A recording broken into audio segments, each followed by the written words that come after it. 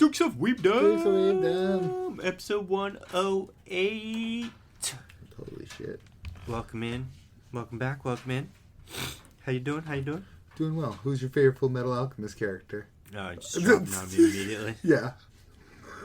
So for context, for those of you that were not in the conversation, I was going to say, who can't read our minds? who can't see past the recording and what we talked about 15 minutes ago. Webtoons, the app, released somewhat recently. It's 12 chapters out. I just saw it today. They doing a Full Metal Alchemist webcomic, webtoon, and I thought it was cool, so we're talking about it. And it suddenly hit me. I was like, wow, this is one of the very, very, very few properties where the main character is absolutely my favorite character. I used to be a Mustang guy, but Ed's arc is just too good. One of, again, very few protagonists that really has a great mix of being static and staying the same, but also a little dynamic and changing. right. That's what Trauma does. You need me to shoot through some baddies for you? I got some people I'm thinking about. I don't know, man. That's tough. I really like Armstrong. You were always an Armstrong fan. I really, really like Armstrong, especially the fucking memes I was of gonna the say- muscle memes with Teachers, quote unquote. I think. husband, but Yeah. I don't remember his name. Oh, I definitely don't remember his name. I'm trying to remember her name. It's been ages.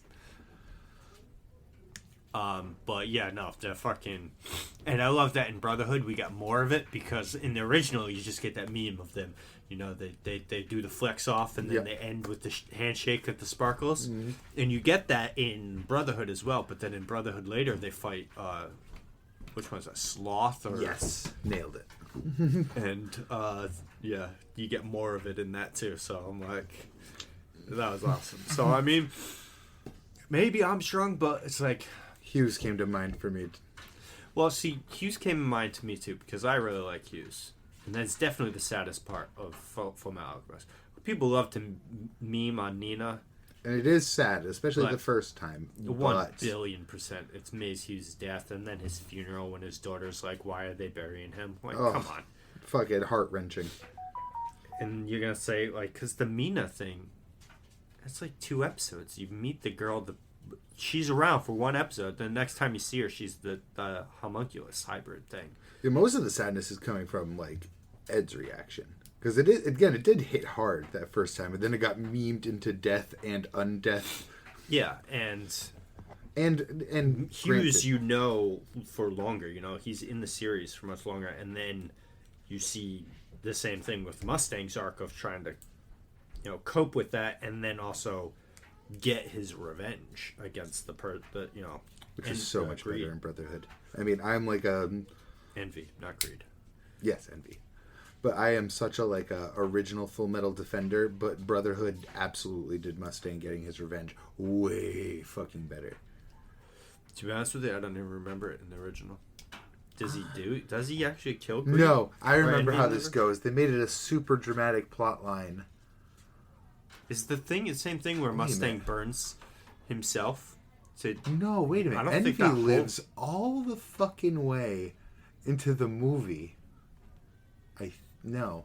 Oh man, it's been too long on that one too. You're talking about it's time for you to do a rerun of Full Metal. Apparently you need to do a rerun of the original. Oh man, I would love to, because I think I have watched Brotherhood more than once already. Don't you own it? Yeah, I mean, I own everything Full Metal on DVD unless I sold them already, but I had the entire original series, the original movie, and then I had all of Brotherhood, and I own Conqueror of Shambhala, even though, fun fact, I've never watched it. It's the movie that came out after Brotherhood, but is technically a complete side story not connected to either of them. That's not the one with the Zeppelin planes and shit, right? No, that's the original movie, which is, speaking of being a defender, the original Full Metal movie is incredible. The Conqueror of Shambhala, where it shows Ed in the real world. So then what's the one you haven't seen? The one that has sexy animal people. For some reason, I haven't watched it. I know. Sacred Star of Milos. Oh, okay. I thought you were saying the Shambhala is the one you haven't seen. No. That movie's still great, though. I don't care that people, like, hate that continuity. That movie was a banger. That's one with the ugly fucking gluttony, right? Mm-hmm. And it's, I think it's in the original he's Pride, the kid. No, Wrath. Wrath is the kid from the original, and I think it's him versus Gluttony. I must have been wrong. Envy must have died by the end. I'm still not sure. Are you gonna look up when Envy died for me? I'm gonna try. FMA original. Oh yeah, that's gonna be a toughie. Because Envy was in the last episode beating the ever-loving shit out of Ed. I remember that much. But I also remember it was really hard to kill homunculi in the original.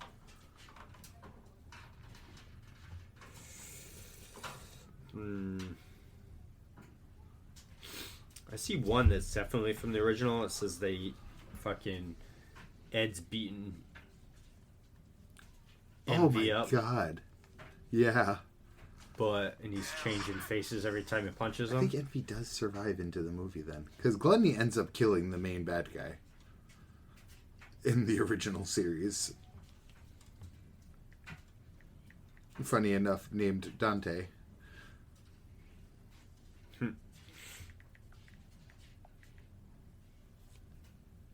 2003?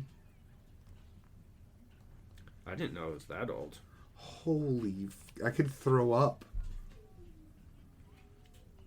Oh, I must have been watching this in, like, my apartment as a kid. Holy shit. Well, I don't actually get results for Envy dying. So maybe he doesn't die. Yeah. Oh, wait, maybe. Fuck it.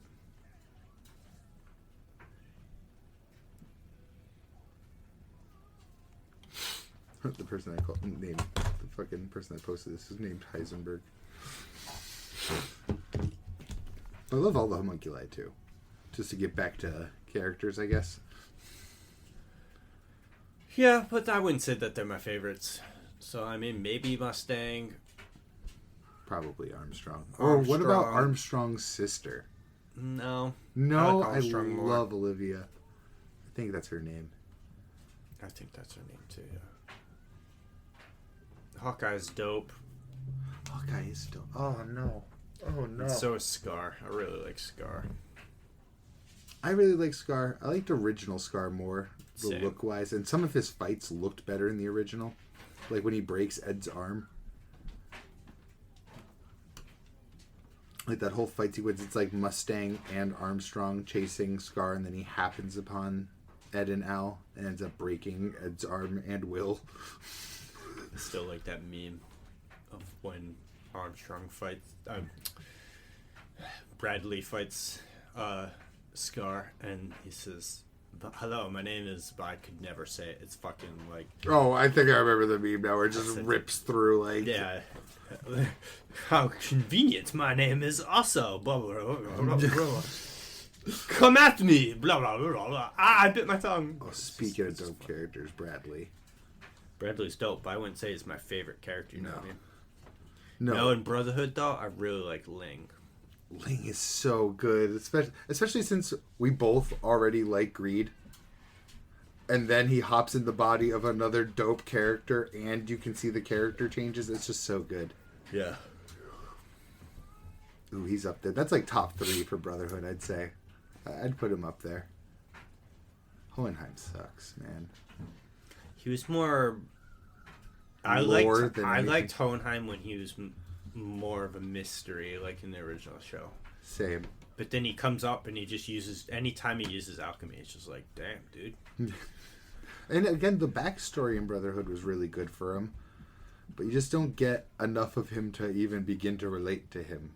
I feel like he should have done more in Brotherhood, because you've seen him when he traps fucking Pride, when he's like, "You don't insult my son." I was like... And getting all that backstory for him in Brotherhood, and it propped him up at like so significant. He practically started the whole story. Yeah, and he goes to try and fucking solo fight Father by himself. Yeah, it's And that scene was pretty cool, but like I think that he should have his been design more and prevalent in the lore fight. like really set the expectation up here. Like, Yeah. I mean, I still like Hohenheim. He's pretty cool, but could have been better. agreed. So, because of that, I feel that he's not favorite worthy. You know? Yeah, it's not just feats. Again, it's just not getting anything. He has like, even in Brotherhood where he has more. If you take away that one like the one flashback episode, you maybe hear like 10 sentences from Hohenheim. Right. It's funny. So is it Armstrong then? Yeah, I'm just gonna lock that in, I guess. But I think we covered most people. Havoc's alright as a side character. Yeah. Yeah.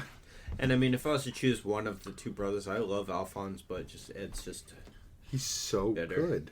He's so good. And I do like Alphonse too, but Ed's great. And what hits me with Alphonse is, and it's part of his character, but the fact that he had like nothing besides being like strong, nothing unique to him, you know?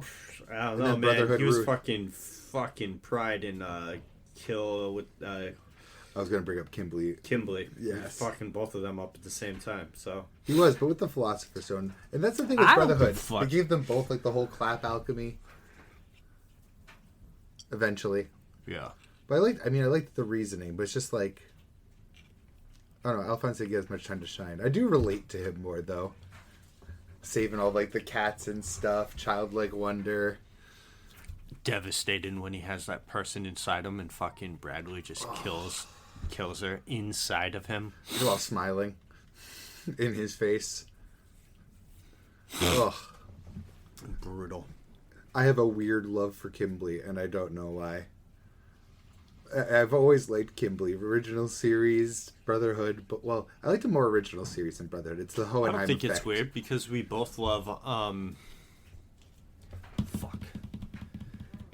I could tell you exactly what to get you to name these people, but I want to get it myself. Well, fuck, it's right there on the tip of my tongue. Visually, I see them, but their name. The two psychopaths from Baccano. The train conductor and the dude in the white suit. Oh, that's all he had to say. You're right. You could have just said the two psychopaths from Baccano, and I would have known. It's Lad Russo. Lad Russo, there you go. And my favorite, oh my god, I want to say Reno as his real name, but he goes by like 3 fucking names. Claire Stanfield is one of them. They're both psychopathic murderers. We love both of them. I love Claire so much. I loved him like immediately, but then when he gives the speech on top of the train to Lad Russo, the world would cease to exist when I die. And how can you like Lad when he's having that like stomping fit in the pool of blood? I know. But it's so good. It's so good. I wear my white suit so the blood shows. Oh. I have a problem. Yeah. Psychopath. What can I say? I have a type. But fucking... all of Baccano. Just all of Baccano. Yeah, Speaking of Baccano's needing a rewatch. Yeah. I kind of want to watch it in chronological. Because you could do that. Kind of. You would have to splice some of the episodes and rip them apart and put them together. So, yeah, maybe not. Just fucking watch it as God intended on episode 1 through 12. I know you own that on DVD. Baccano, yes. And I absolutely still... I mean, I can't say absolutely because I don't remember what I sold. But I heavily believe I would not have sold my copy of Baccano. It is actually really hard to find on streaming services, surprisingly. Yeah. And Durarara. I want to actually get back on buying anime, but again, it's the same thing with buying books and manga. I don't have anywhere to put it. It's true. I mean... all my Berserk volumes. We could take a pass through here someday. Well, I mean, I got an empty shelf right there, or I could consolidate those two shelves because Let's it's even just that shelf. well that's different, but because they're just DVDs, I could store them down here and not have to worry about the damage. yeah. The problem is DVD. They are expensive. You try and buy a Blu-ray set, it's gonna rock you anywhere between $30-$40 for 12 episodes. It varies, but it can be like something like Bakano that's been out of like production for so goddamn long. And like I still want to finish off. I know it's considered a subpar version, but I have the Funimation release box sets of Dragon Ball Z, the orange ones. The orange box sets. Yeah. I have those up until maybe the first box edition of the Buu Saga, or maybe up till Complete Saiyan Saga. I mean, Cell Saga. But I want to get the full Buu Saga just so I have like the whole thing. I have all of GT on DVD. I don't really actually care that much about Dragon Ball. I love it. I was actually really, really liking Daima before I stopped watching. The fight I watched was actually really goddamn good. I forgot to send it to you even. And I have the first 120 episodes of Bleach. God damn. See, my problem is, though, right? With just anything. Even we'll take the Bleach, for example. And another one, Hellsing Ultimate, is the same way. That pisses me off. So I like sets. So my Death Note is one or two sets. I don't remember. But I think it's two sets. So the first half, and it ends with L's death, and then the second half with Nier and Mello. Yeah. Two different DVD box sets. But they look exactly the same. It just says 1 and 2 on it. You know what I mean? Yeah. For Volume 1, Volume 2. Sorry, you said Nier, and my head just went off in like 8 different directions. I love that boy. Yeah. And then for the Dragon Ball Z one, they all look exactly the same size, the same width. The only difference on them is there's a different character face on the front side, like a manga, or what on like the They're spine. made to be displayed. Yeah, but my Bleach ones, they're like that for a little bit, but some of them blue, some of them white, and I think another one. But then it got to the later ones, and the box sets ran out, and I have single DVDs that have like 3 episodes on it. And my Hellsing Ultimate, when I bought the box set of that, there was only the first 8 episodes. So that's in a nice, glorious, full like box set of the first 8 episodes. But then I have singles for the episodes 9 and 10. That's brutal. To finish it off. And I hate that. I wish that it was all just in the one box set. You know what I mean? Yeah. No, that's absolutely brutal. I mean, I've been blessed that I always bought like the Full Metal ones. I bought from the same collections besides the movies, which does kind of screw it because I had like a special edition book version of Conqueror Shambhala and then just a wrapped normal DVD of Sacred Star Milos. But otherwise, I mean, I never got a chance to display any of my DVDs. They were all in a nice little fucking pull-out drawer. Yeah. But no, I feel you. And box sets are where it's going to be expensive because those are limited production to begin with and out of production for a long time. Like, really hits you up the butthole. You still need to finish Durarara, though. I haven't let that one go. Yeah. It has its ups, it has its downs. But the character arcs for the characters that were in Season 1... Mwah. And there's a pair of characters you will absolutely fucking love. One of them specifically. Like, favorite character worthy. Nice. I've seen some scenes for it, but obviously that doesn't do any justice. No, it's, I feel like I'd have to probably rewatch Season 1 for a few things. I mean, I remember most of it, but... Honestly, probably not. I feel like as you watch Season 2, you'll probably remember most of it. Because the problem with Durarara is nothing that happens feels all that eventful in the moment. And I'm not wrong. You're not. The whole point of the story is the fact that wishing for a life that's like spectacular and different will become ordinary like anything else. Like, it's the whole theme. Like, by the end, from the beginning, Mikado is just like, man, I wish I had like a special life with cool things that happen. And by the end of it, after living all this special life with cool things that happen, it's like, yup, life's very ordinary. And that continues into season 2, but I'm not spoiling shit. I've been very good boy not spoiling Durarara for you. It also, honestly, this doesn't really come up in conversation much for us either, so. No, because I love the shit out of it.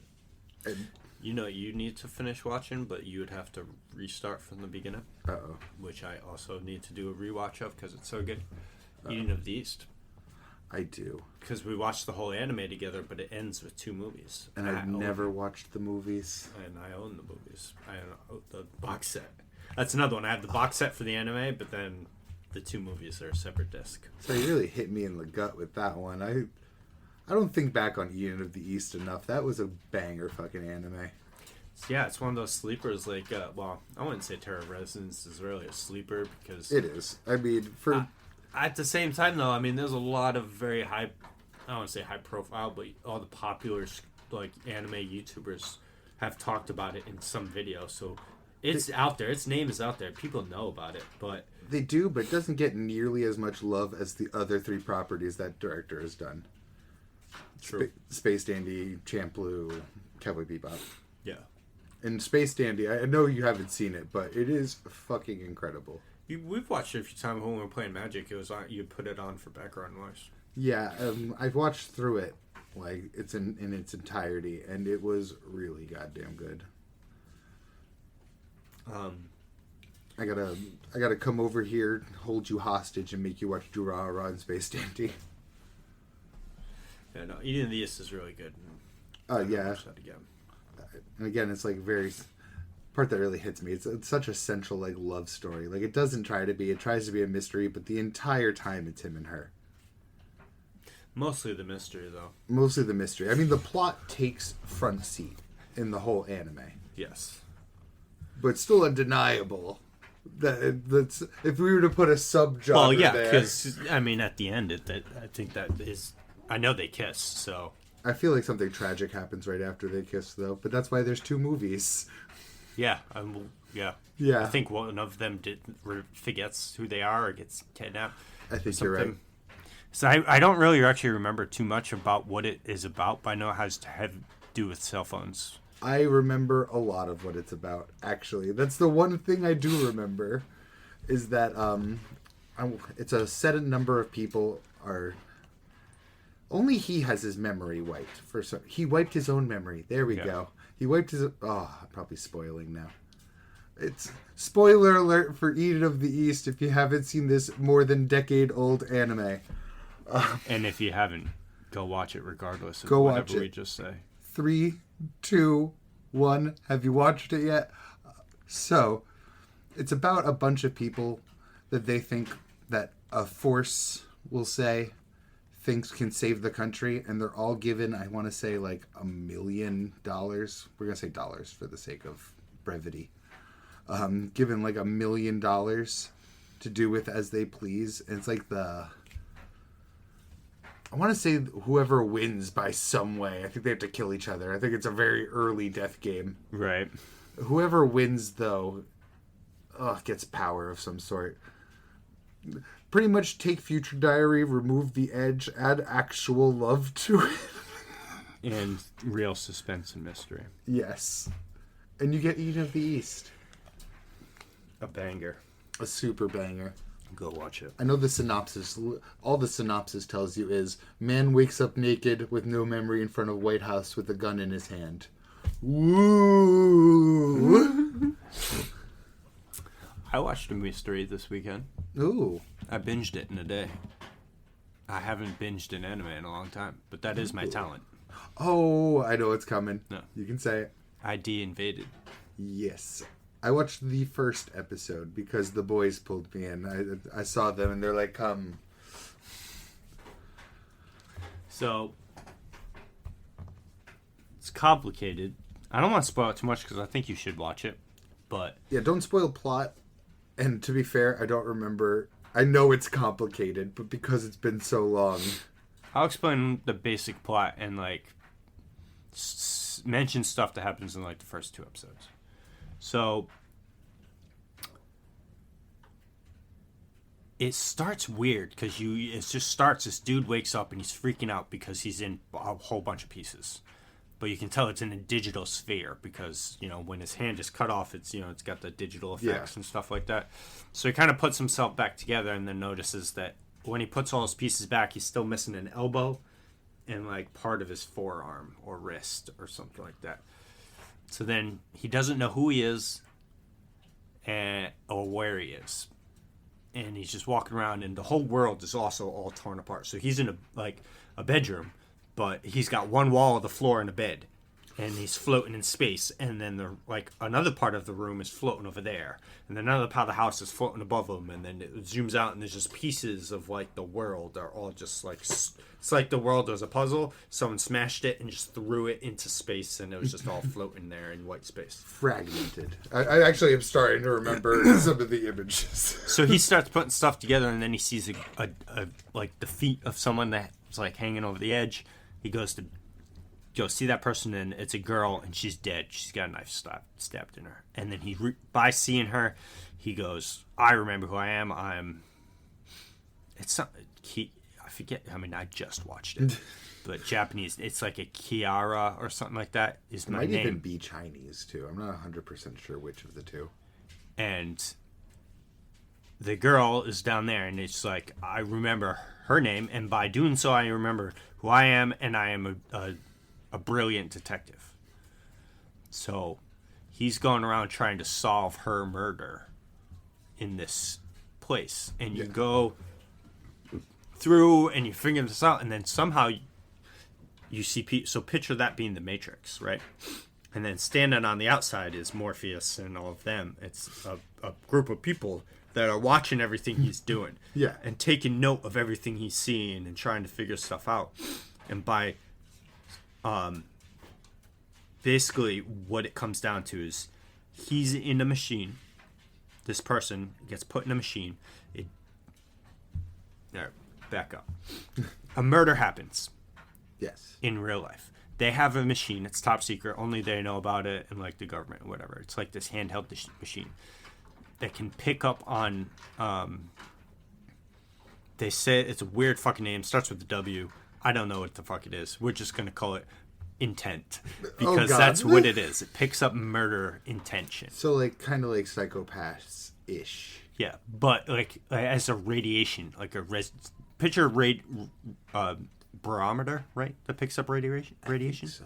Oh, no, Geiger counter. Got it. So it's a Geiger counter for murderous intent that is left over at a scene of a murder. So say I'm standing here. Almost like the emotional energy got left behind. Yes. And if you pick that up, it's also a DNA signature to you. So say you are the one that left it there. I got it. Oh, you are fucked now. Because they're going to take that back to their spot. The guy's going to go in the machine. He's going to go in this world. And by going in this, he'll figure out all of this information and stuff like this, which would help the outside world go find that serial killer. Oh my God. And it's based on the show, it's a 100% success rate. Of course. If they get your stuff, they're going to get you. They're going to get you. Well, you can also see why, because I'm again, some of it's coming back to me. Do they like dive into like the minds of the person who had murderous intent? Yeah, it's their mind. That world, the spread apart world. So they get your residue and they're like, okay, let's go into their brain.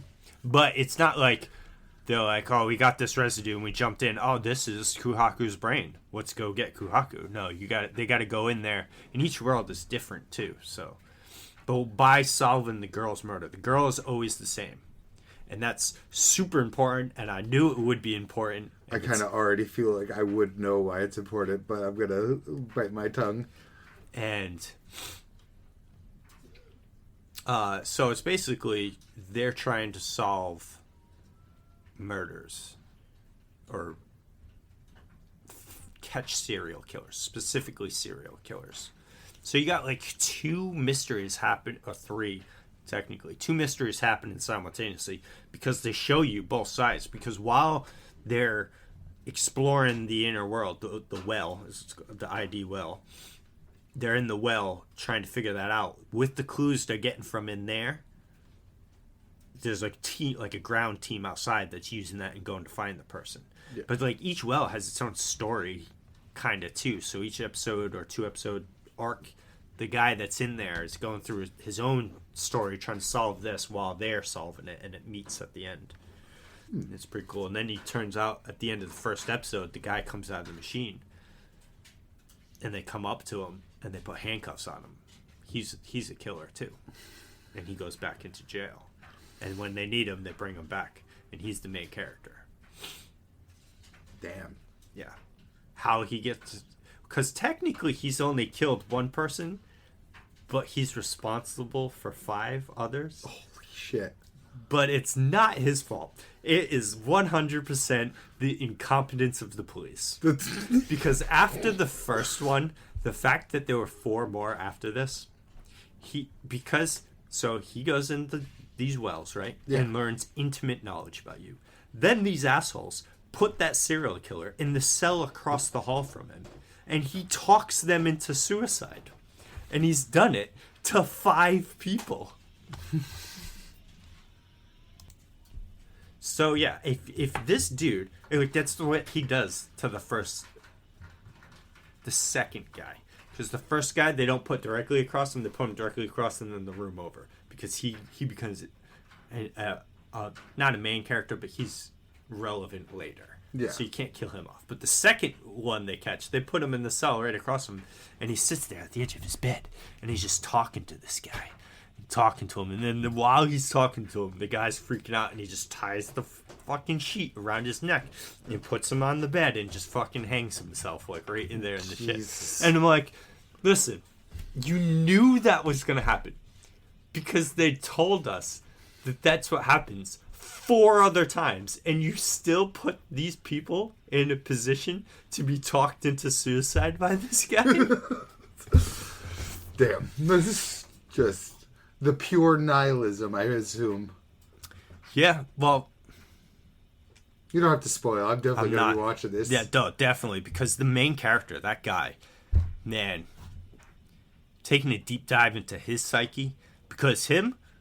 Aren't they the ones that look like yin yangs on the front, too? I could be thinking of a different one for that one. I'm not looking it up. No, it doesn't. No. What's the main character look like? Is it like... I'll show you right now. Please do. But... Yeah, I watched 1 episode. I'm surprised as much as flashed back to me as... I actually remember, like, I have, like, mental images of some of the scenes in the actual case world that he was in.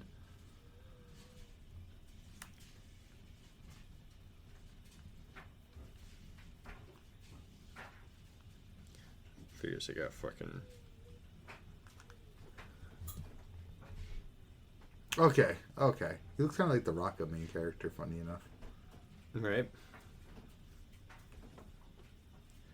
But his original reason, the dude he actually killed with his own hands, I don't think he should have gone to jail for it. Oh. So he was a cop. And they were... Because it's also... they you don't know the full details of it. It gets dripped feed to you through the story. But you know by the end of episode 2 what happened. Because you get a flash of it. And just the flash of it, you're like... Is enough. Okay, I know what happened. Yeah. They were chasing... Spoiler alert. Spoiler alert. They were chasing a criminal. A serial killer called the Challenger. And what this dude would do is... He had like six I can't... He had a couple of victims. But what he would do... He's rich, very wealthy, so he had his like own private mansion and a huge basement that he made a UFC cage in his basement, and he would kidnap people and fight them to the death in his basement, like bare knuckle boxing. And, like one of the girls, ladies, they mentioned how he doesn't like to just hit people; he likes to be hit back. So one of his victims, because she was a girl, he gave her brass knuckles. Oh my god. So what he would do is, like I said, he would just fight these people and kill them in the fight. And, well, for reasons, he decided to fight the main character's 14-year-old daughter. And you see the scene of what was left with her laying in the living room and the amount of blood that was everywhere. Because, again, 14-year-old girl is fighting a full grown-ass man that is very muscular, very well... Like, he clearly didn't want to be hit that bad. Yeah. Yeah. Yeah. So, and then because of that, the wife, like a week later, a couple weeks later, she kills herself in the tub, slits her wrist. So he's very distraught. The police discover who it is, and he figures it out too. And he gets there before the police. He rings the doorbell as soon as the dude answers. He just fucking empties the whole clip right into him. So that's pretty fucking justified. Yeah. So that's his murder. And then talks criminals into fucking suicide in prison. Like purposefully, or is he just that nihilistic? Because you only see it happen once. You only see the one, but it is mentioned explicitly that that's the 5th time it's happened. So yeah, pretty intentionally. And while it's happening, yes, you can tell that was his motivation. Because he knew intimately what this person was, because he was just inside his unconscious it doesn't even have to take like reading him or anything. Like he literally knows. Yeah. So yeah, he just deconstructs this guy. Especially in the way that it happens too. He doesn't even have his own memories, right? He has like the memories when you're in the well. So when you go, it like simulates that it's your life. No. So when he goes in the well and he meets the girl or sees the girl, he has no memories. He sees the girl and he's like, oh, this girl's name is, I think it's like Kiaru or something like that. And then his name is, each person that takes on the brilliant detective persona has a different detective kind of name, but they don't know who they are from the once you go in, you have no memories, but when you come out, you remember everything that happened when you I remember were he had like something to like recite to himself, just be like, yeah, like you said, this person's this, I am something. Well, seeing the girl triggers that memory, because anything you try and take, there's nothing, you can't literally take anything, nothing. And you wake up and you have no memories of who you truly are. And again, once you see the girl, the name you now call yourself afterwards is not your real name from the outside. So it's almost like you literally learn their life, kinda. No, own persona. So picture you go in and into the heart in like Persona 5, and now you're Joker. You're not... Okay. Or you're Queen. No, you're that not works. Makoto. That works. Yep. You're not the person you're diving into. Yeah, you're not them. You're Queen, and you don't remember that your name is actually Makoto, and you don't remember any of Makoto's life. But then when you come out as Makoto, you remember everything you did as Queen. Okay. You get what I'm saying? Yes. So you remember the Matrix, but while in the Matrix, you don't remember what happened on the outside. There we go. And there's other mysteries because this John Walker that they know about, they've seen in multiple different wells, and he's like the overarching mystery that happens. He's like the end game. That's the Makishima name. For you Psycho Pass fans that aren't me. He's the like end boss type deal. You know what I mean? He's the one they just sprinkle along the way. Yes. And it was like I said, I watched the whole thing in one go. I came home, it was Saturday night. No, Sunday night, because we chilled Saturday night. So Sunday night, I got home around 6:30ish, and I didn't really know what I wanted to do. Oh, actually, I decided to do it because I saw it in a short. I watched a short about ID Invaded, and I was like, that looks pretty dope. I'm going to go watch that. And I watched the first couple episodes and like, I'm watching all of this. And that's exactly what I did. Smart. It was so good. Again, yeah, I watched that first episode. I don't know why I didn't go back and actually watch more of it. Because I did enjoy it. It's on Crunchyroll, so. Something about sci-fi sometimes. It comes off very much more cold. Of the murder mysteries side of things. And it's... Which I love murder. With sci-fi and elements. And then so much so that I was up till like 2 a.m. It was glorious. I haven't done that forever. I watched another mystery one that was recommended after it ended, and I was like, sure, I'll check it out because now I got that mystery fix. So I, like detective. Got hooking, yeah. I got a fucking I watched the first. I don't remember what it was called. I only watched the first episode, and I was like, I don't know, we'll see. And then I went to bed. But it's more of like those fucking. It's more like Sherlock Holmes on crack. Oh, where they like. What is the word? Exaggerate Sherlock Holmes? No, as in like. Or the dude's a fucking weirdo. It's like a contrarian or whatever, and then he comes to the scene of a crime. He acts all weird for like 15 seconds, and then with that 15 seconds, with all the information that he found that nobody else could figure out, he knows everything about what happened. So a mix of savant syndrome and animeification. Yes. Awful. Like, you come to this, like, I'm like, how do you even reach that conclusion? The first episode, there's a dude died in the park, or his body was in the park, and they come up to him and notice that he was, I think he was missing a watch as well, or something like that, because the tan line or something, or maybe that was something else from ID Invaded, but you could tell he was, cause of death was drowning, but they're super far away from any water, and like, there's no way, how do you drown here, or whatever. Yeah. And based on just that information, he was missing something, I think his watch, and then like one other small thing, he's like, I got it. It was a barbershop. I was like, what? But he doesn't even say that or whatever. Yeah. So how the dude would do it, he has this fucking, like his, what's Sherlock Holmes' little fucking lackey, his name? His little lackey? Are you talking about Watson, sir? Yes. Oh. I know, Watson is actually superior. But this guy is a lackey, and he's dumb. He's like the comic relief. They're also two sides of the same coin. They are. Watson. I shouldn't have said lackey when describing Watson. Yeah, no, Watson, sorry. You got Watson's me caught lit. up on that. They're this foils guy, of each other. This guy is not. So he brings him and doesn't tell him what's going on to the barbershop. Process of elimination of which one it is, I guess. And it's like, the pool, like the headrest things where they wash your hair? Yes. For whatever reason, though, they put him face first instead of head backwards. But when he's in there, something about this chemical that's in there puts him to sleep, and then he fills up the tub, the thing with water, and drowns them. And that's how it was. I was like, none of the information. Like, there should be me as the viewer on the outside watching the show should also be able to put things together. Even if you can't piece the full story, like the full mystery together, you gotta have pieces. You know what it reminds me of? The fucking second mystery in ReZero. Everyone was pissed about the answer to that one. That was the dogs.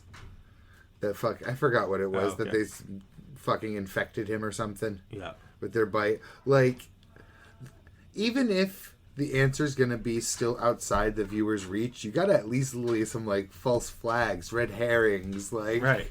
Like, and I'm pretty good at putting pieces together, too, in most animes. Like, I can... Most plot twists / cliff... gotcha moments. Yeah. Other than, like, obviously, like, the any, like, major one that nobody saw coming off the head. Or things in our youth, because we were less aware. Like, right. It's the fact we got hit with so many gotchas. But, like, that John Walker character I mentioned in ID Invaded, the end boss or whatever, I put together who he was before they tell me who he was. Yeah. And you would be able to, too. You won't be doing it in, like, the third episode. But, like, I got it the episode before. And I was like, I think it's going to be this guy. Which is, again, good. Like, because they drop feed you just enough to go on by, you know what I mean? And then there were some other things that I caught up on. I was like, I think it's going to be this. Oh, yeah, look at that. If you can't look back from the answer and be like, oh, there, and there, then it was a bad mystery. Like, I do need, so it's not, ID Invaded is not super on the mystery side other than, I mean. Okay, that was back to the Sherlock Holmes one. Yeah, but I want to see an anime again, which, you know what would probably be really good for this? Steins Gate would probably be good for this. We both need to watch Steins Gate. Because I want to watch one where I watch the whole anime through and I get the reveal of like the full picture story at the end, right? And then the second time I watch it, I want to be able to point out the clues that were dropped along the way. And Steins Gate has an alternate ending anime as well. I didn't know that. Steins Gate 0. I was gonna say, I think the last time a gacha really hit me was Future Diary. I'd say, because again, spoiler alert, it fucking spoils itself in the very first scene of the very first episode. And yet, I still didn't realize the twist till they hit me with it. That Yuno already won, went back in time, killed herself, and took her own place. And they feed you hints of that too. Finding her own uterus in her house. And Yukiteru finding that, literally triggered a scene where it explicitly tells you everyone's future's changed. Yeah. In the very first scene you could see it. Yep. In the very first scene you could see it. It's a shadow on the wall of herself murdering herself. And you even hear like a kind of like a portalish sound too. You hear like a roof, but they're just showing like rooftops of houses or something, or like an off shot. And then you see the silhouette of her killing the alternate version of herself. And then the story starts.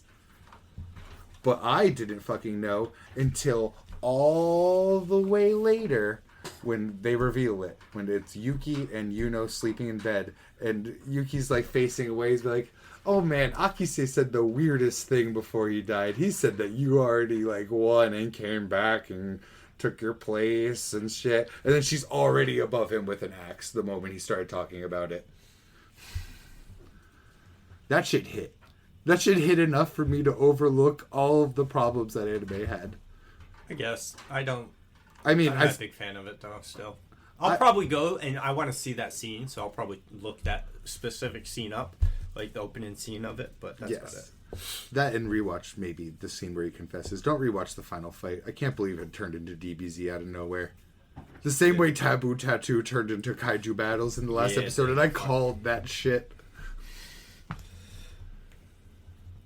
But yeah, I need a good fucking suspensive mystery. Something that like everything that happens is, you know, it's what's that anime name? It's such a fucking comedy anime. It's so hilarious. But that's one of them too that I never actually did go back to rewatch to see the pieces. But it's something Punch. Oh God, Punchline? Yes. Was he with that weird suit?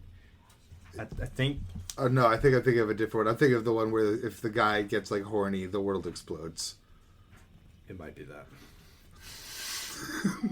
Something to that degree. It is.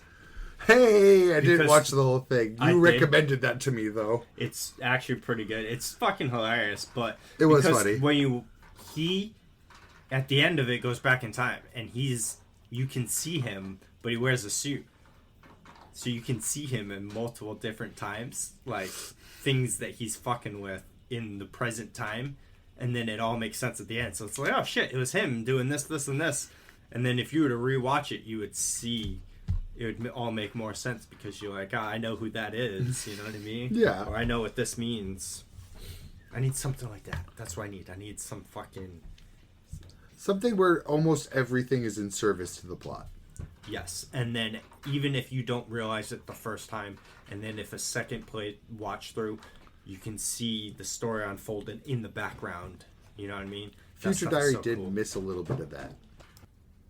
Too much melodrama and bullshit. And yeah. And as Scamboli points out, just a lot of fucking stupid shit. Like with There's a lot of stupid shit in that. Like his fucking dad plotline really does just like not make much sense from his own dad's perspective. Steins Gate and Psychopaths are the only two older animes that I feel that I still need to go back and watch.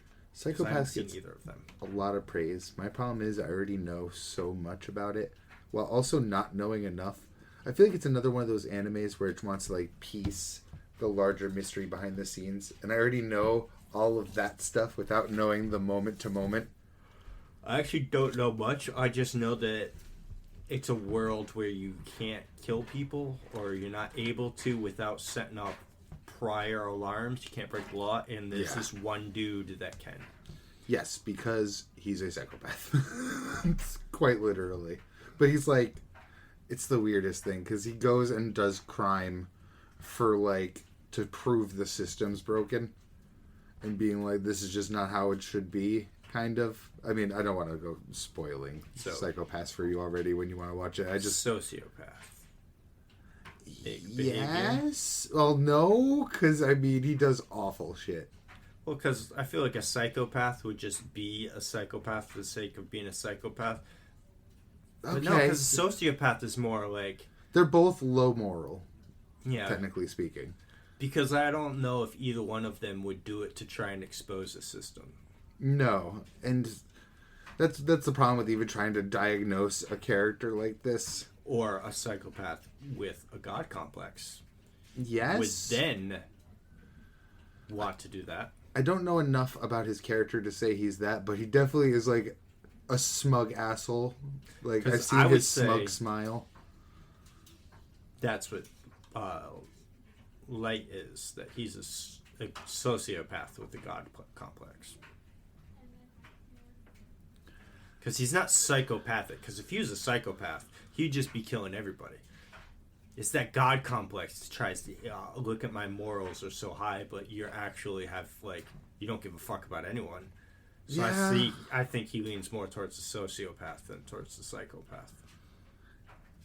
It's such a fine line. But yes, I mean... Because I feel like if Light was more psychopathic, he'd be more like Tiki Meek. Yeah, okay. Well, that's just... I'm just trying to fucking put labels on shit that shouldn't be labeled. It's true. I think they're both just psychopaths. They just have different egos. Because Mikami just does it because he literally thinks Light's God. Like... And Light thinks that he's God. Yes. So it's like... And they're both doing the same things. Which is hilarious to me the whole time.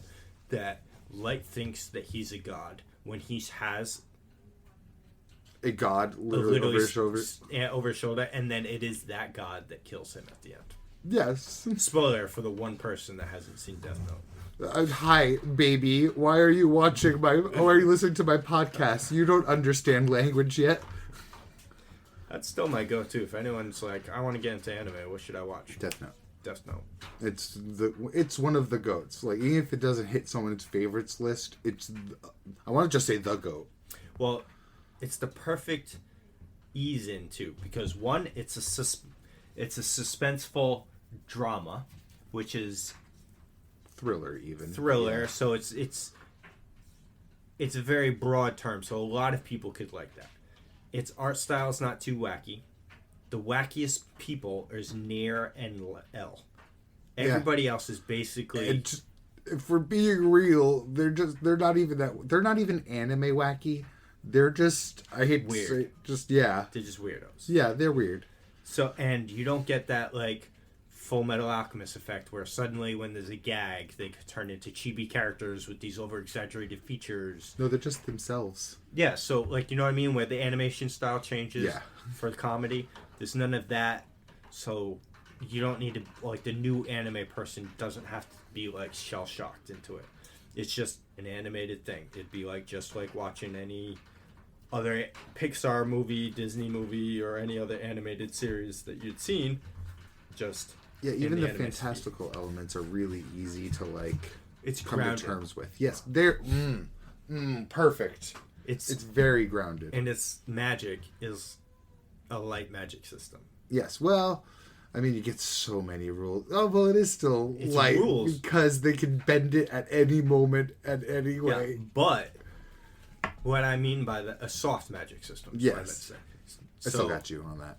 They're not fucking throwing fireballs at each other or fucking shooting laser beams and shoot-de-whoops. Well, yes, but like the I believe, at least. It's been a long time since I've been looking at this. The technical difference is how much you define it. Like, Nen's hard magic system, because they literally give you everything. Okay, yeah, I get it. Lord of the Rings is soft magic because they don't tell you what's possible. Yeah, they just... This happens, and they don't tell you how he did it, how they did it. Even same with Harry Potter, because, like, yes, you hear all the spells, but you don't get the full complex structure of, like, how these things work. They could whip out something new at any moment and just be like, it's because I heard it once. I just see it as it's subtle magic because yes, it's not flashy.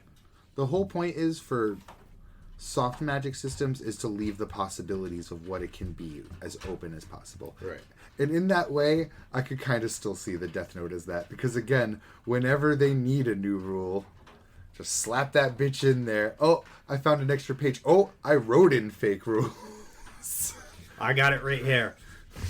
Let's see. Let's fucking... It has there's a lot of rules. I know, I just want to get the number because it lists...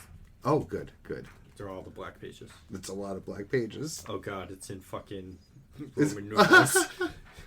L1X. Oh, damn it. Why didn't I learn my L's? It's probably 51X is probably 59. Judging from the number of pages, to be honest. Like the thickness. Were you trying to get below 50? Yeah, it's 50. What is it? XXXIX? Because it's weird. Well, it's XXIX for 39, but then 40 is XL because it's 10 less than 50. 10 That's less than 50. Fucking awesome. Yeah. You just gave me a Roman stiffy. Yeah, instead of 4 X's. Yeah. So it's funny though because you go from a 5-digit number to a 2-digit number. But yeah, fun fact, rule number 59 is a human death caused by a death note will indirectly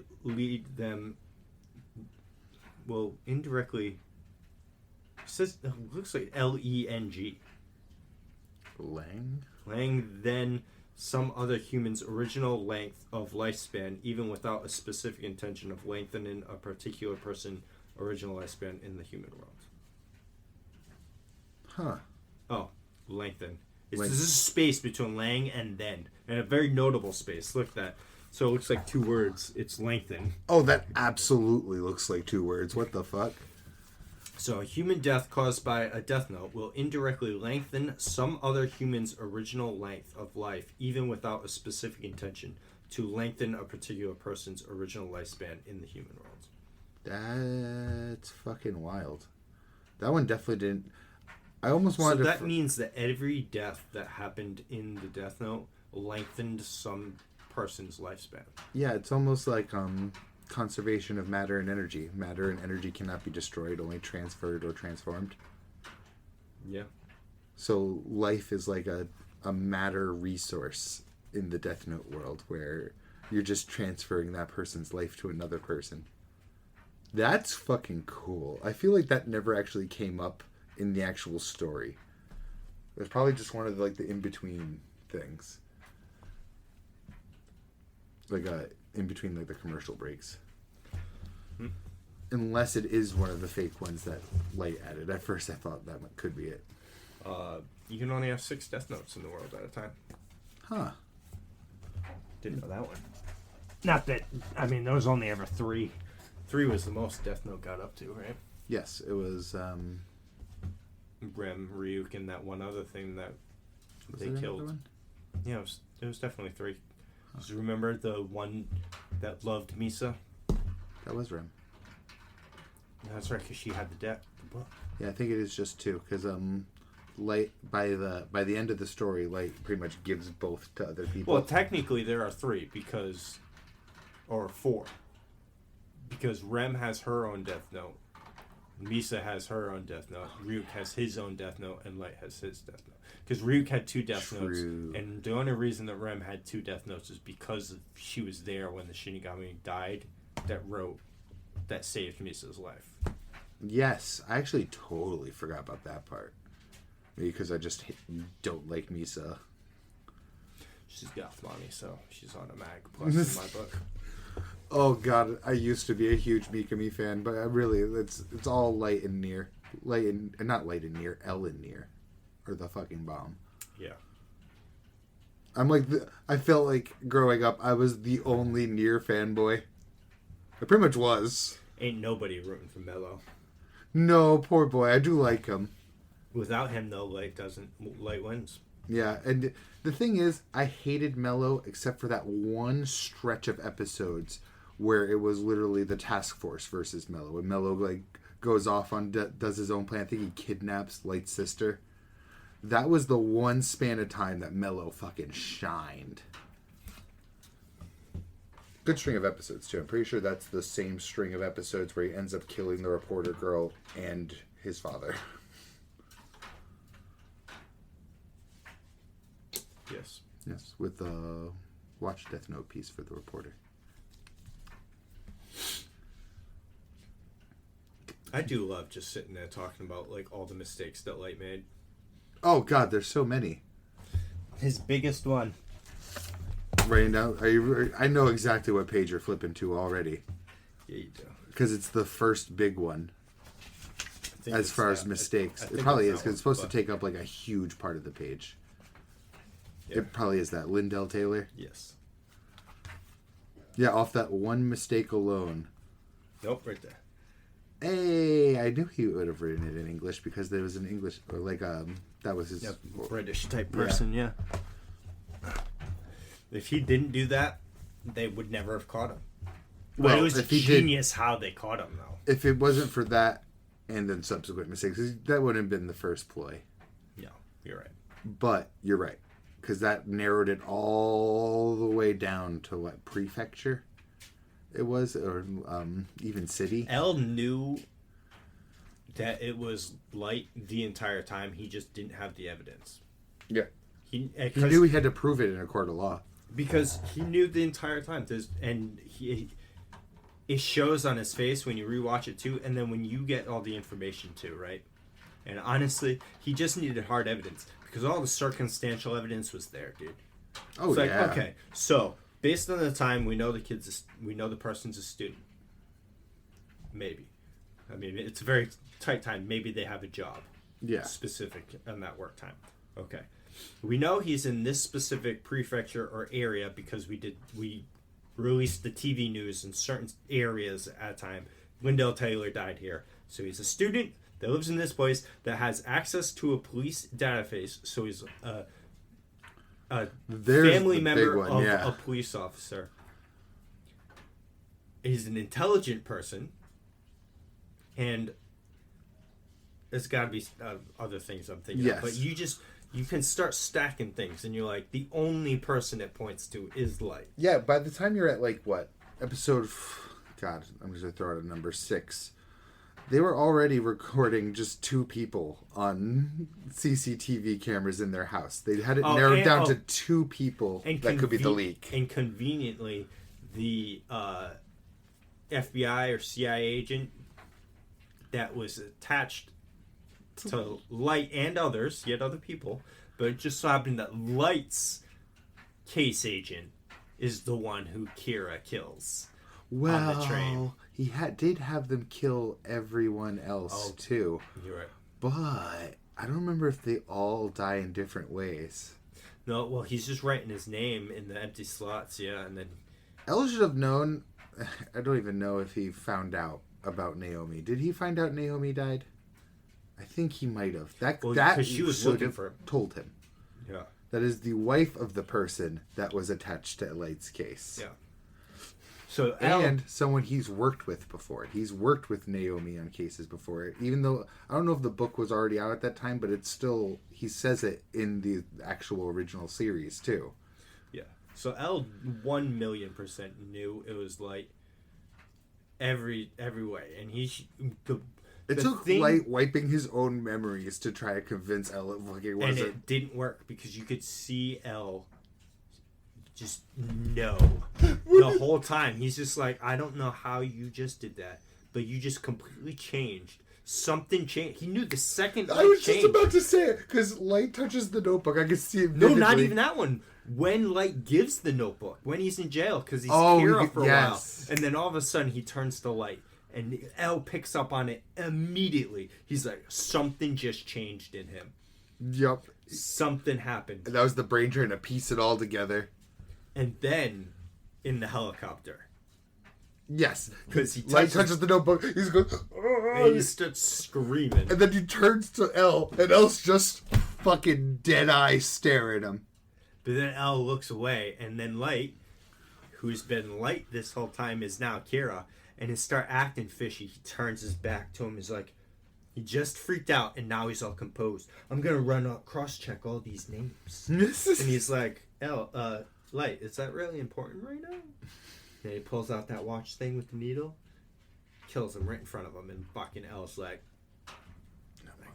motherfucker, he's back.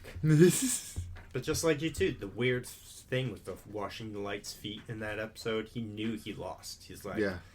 All the pieces of, because now that L knows that what the Death Note is, and he knows there's multiple of them, and he's starting to piece it together, and he's like, I can see how Light's gonna kill me. Yeah. And I'm not gonna be able to stop it. So L knew exactly what was gonna happen when it happened. True. Even down to what would happen later, though, too, because he already had contingencies, too. Yeah. And then, again, because his fucking ego, he had to stay in charge of the police that were going after him. He knew that none of those guys on that task force were going to be able to find him. His father... Yeah, he could have retired right there, and it would have been fine. Well, I mean, one of them did hold on to the idea that could be Light. I forgot his name. It was Afro guy, but then he got, like, hotter in, like, the second half. I don't know. Because then if Nair came back into it, and Light had left the task force, would he immediately been like, well... Yes. Well, Nier had some of his notes already. Like, Nier went in already with the presupposition that Light was guilty. I would actually... Because you said there's a book about it, right? About what? Death Note? Just like an added book about... Yes, it's a prequel, though. Oh, there's a prequel and a future side story about someone else with the Death Note. Yeah, I read the one shot. I read 1/3 of the book. Not because it was bad, just because... I would have liked to see, ADHD. Like, if there was, like, a light novel or something about, like, just, like, maybe, like, from L's perspective. Because you're right, he had to have left a journal somewhere with all of his, like, his brain plans or whatever. Yeah, his inner monologue. Yeah. Because... I mean, it's been so goddamn long since I watched Death Note now, but I do believe Nier literally went in already knowing of Light, and that was pretty much enough. Nier had to get the hard evidence. And start turning some of the police people onto his side. God, I want to rewatch the last third of Death Note now. Or See, I've always loved the third arc of Death Note. The problem's always actually been the middle. I don't the mind it too Yotsuba much. arc.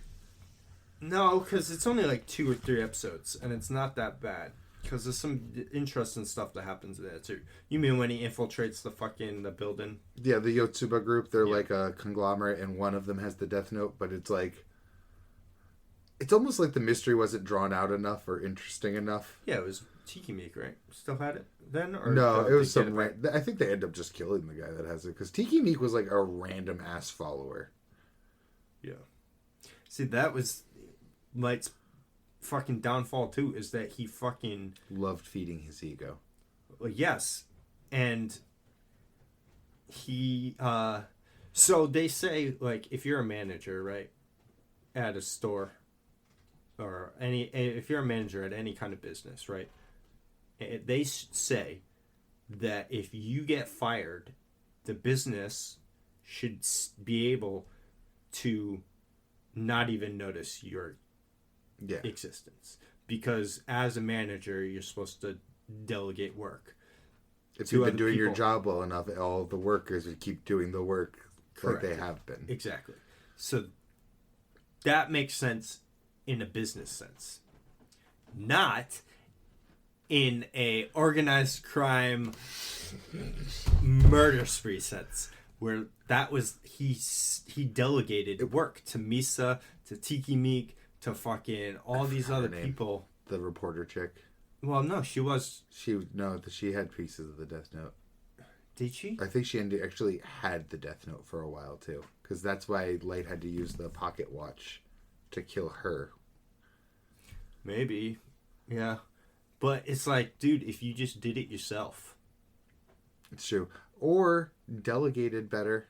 Because the whole problem was, it's not even the fact that it was like crime. It's the fact that the situation was so complicated. Like Tiki Meek's, like not, yeah, like well, we keep saying Tiki Meek. It's Mikami. It just fucking hit me. You're right. There's someone watching right now that has been furious this whole time. The single DeGray Man fan in chat. Yeah. But Mikami. But he was perfect all the way until he broke his let's say orders. No, broke his habits. Yes. Because that's how they found the Death Note and replaced it. Yep. Well, I was even thinking... he kept it in that locker, and he went to the locker when he wasn't supposed to, and then they were tailing him. How they even figured out it was him in the first place... That's the wildest part, because Light literally chose him by trying to find his most loyal follower online. He literally just vetted people. He was watching it was the religious show that worshipped Kira. Yeah. And he was like vetting the people that go to that show to find who would be the most devoted. That was the whole vetting process. That's it. He said, that guy looks really stoked. Is he that stoked? Oh, look how stoked he is online. Here's my death machine. And he's just like, God. Because the only piece of hard evidence is the Death Note. And that was the biggest problem, is letting the world know what the Death Note was. Mm-hmm. Because you could easily just pawn it off as, oh, I'm investigating it, and I'm just keeping track of all the people whose names are written in it. Yeah, it's my journal. All my favorite people write their name in here. Right, because you have to give the Death Note over. If someone just randomly walks up and grabs the Death Note, can they see Ryuk? Yeah, because they handed it off to everyone in the building to see Rem. They can see them, but they don't own it. Yes. You have to... But they can write names in it. But it won't do anything, because only the owner... I'm pretty sure you have to own the Death... Well, no, because Light would have lost his memories when he relinquished ownership of it to Mikami. I think anyone can write in the Death Note.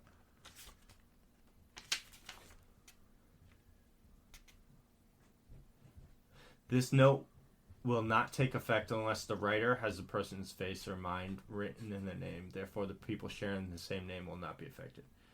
Cause of death. Nope.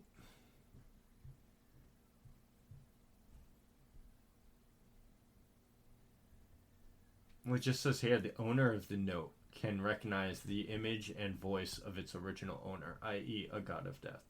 The human who uses this note can neither go to heaven nor hell. I'd have to read all of these notes. There's got to be a rule in here somewhere about it, but you're right, though. Yes, because, again, the perfect situation to explain it. The reporter chick had the Death Note. Mikami had the Death Note. Like, they both were able to kill people. Or maybe he just gave her pages. Yeah, I think he just gave her pages of the notebook. The human who touches the Death Note can recognize the image and voice of the original owner, a god of death, even if the human is not the owner of the note. Mm-hmm. A person in possession of a Death Note is possessed by a god of death, its original owner, until they die. That's weird. If a human uses the note, a god of death usually appears in front of him or her within 39 days after he or she uses the note.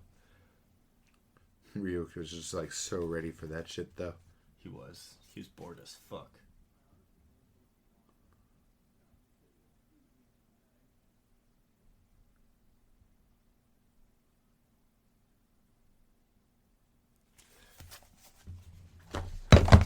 Oh. There's also fucking laziness on L's part, or more Light's part, trying to be fucking systematic about killing these prisoners, is that he just used the heart attack method. Yeah, I mean, they're prisoners, though. You're going to make them bash their skulls into the wall? I guess you could. It would still be just as weird for people to suddenly start doing that, though. So he's had people... Like, you can write that they get hit by a car, right? That's happened. Yes. Oh, he did it to the guy that was his FBI agent. No, he had a heart attack on the train and fell out of the train door. I swore he was hit by a bus. Nope. They were on a bus jacking. They were in a train. There was a bus jack. That was... Oh, that was that's how he got the guy's name to begin with. Yes. He got him to hand over the ID. The guy stepped out of the bus, got hit by another bus or car. Yep. And very, very on point. Because he writes in the death note that the dude picks up a piece of paper, sees a god of death, shoots at it, can't kill it, and then runs out of the car and gets hit by a car. And all of that happens. So why can't you be like, this prison has a gas leak and explodes. Oh, that would have been so fucking efficient. He didn't care about, like, the guards and the cops. He does at first, but then the moment they get in his way, he stops caring. Yeah. He kills his own father. You know? Sociopath. Well, he's responsible for his own father's death. Doesn't write his name in the death note, but... I forgot how he did it then. Oh, no, he just lets him die of, like, because he uses, on the hospital bed. Yeah, and his dad uses the fucking Shinigami eyes. He's like, I know that you're not Kira, because I can see your time of death, and you can't see that on someone that owns a death note. Boo.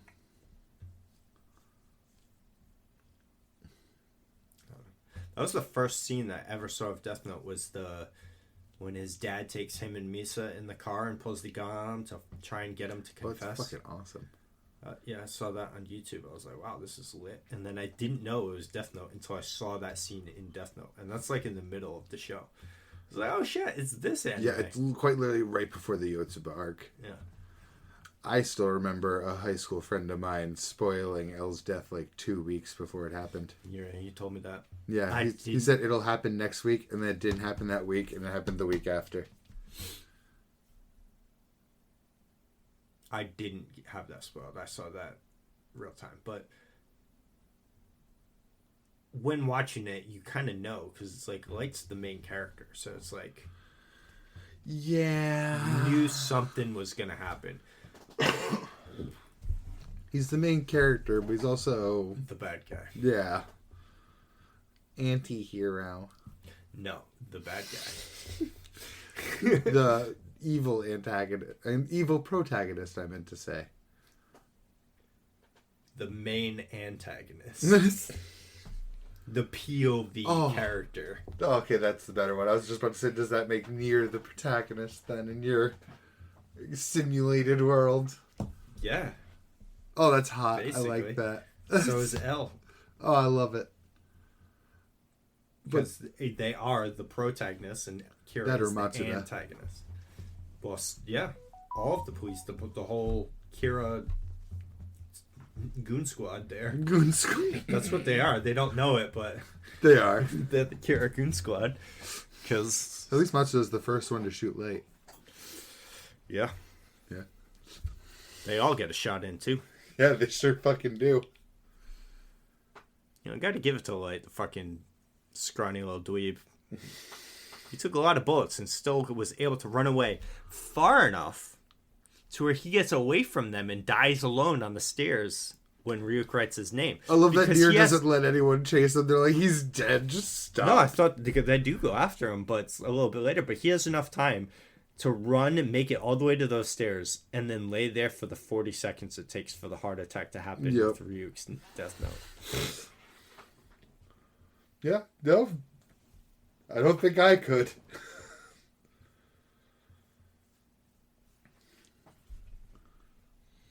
I'm surprised Ryuk never killed fucking Misa. I think he just figured he did have to. No, because everything Ryuk does is about the expanded lifetime. Misa's basically, like, she's gonna live for so long. Because not only was she supposed to die, she got that other Shinigami's lifespan when he died. But then also Rem's lifespan when she died. Oh, yeah. Because she uses it not to save, basically save in light, but her motivation is to save Misa. So that extended lifespan goes to Misa. So Misa's walking around with 2 Shinigami lifespans sitting on top of her juicy eyes. And Shinigami eyes. Well, okay, she got the Shinigami eyes first, so she got the first one cut in half. Boom, boom, boom, boom. So, you know what I mean? So she's probably fucking, like, Ryuk's probably looking at her fucking like, that's a life total I want added to mine. Ugh. Fucking piece of shit. Ryuk? No, yes, also Ryuk. He's a god I of bet death. light. But yes. Yes. No, Yes. Fucking light. Don't have a god complex, kids. No, definitely not. And if you got a baddie, they'll do anything for you. At least fucking treat it with some kind of respect. At least once. True. As much as I hate Misa, that girl is devoted. Hardcore. To the end. Yes. And still afterwards. That's I'm true surprised love. she didn't. No, it's not. Why'd I say that's true love? Light's a son of a bitch. He is a son of a bitch. I